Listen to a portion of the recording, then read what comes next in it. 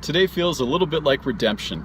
Yesterday we ended up having to cut short our topless driving because we ended up pulling off the highway and it started to rain pretty heavily, and if you're not moving quickly then the rain doesn't go over the car, it comes in the car. So we ended up having to put the top up to finish the rest of our drive.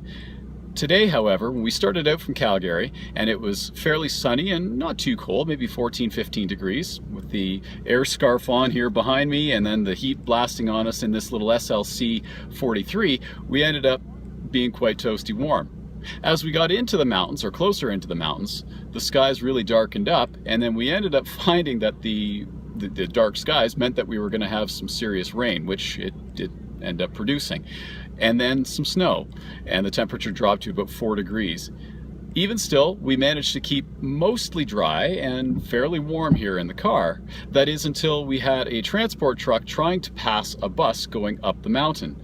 We then had to slow way down. We were getting all the spray off of the truck, and some of it ended up coming inside the car here.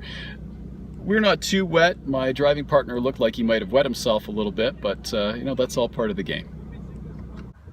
Of course, if the weather proves to be too much for you, or you just don't want ridiculous hair like me, you can always just close the top.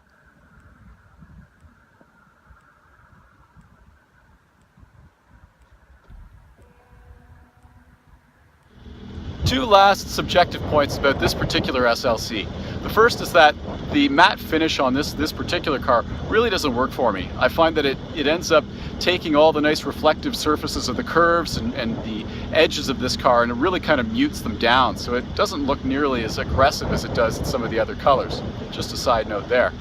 On the upside though, in Sport Plus mode, it sounds pretty good.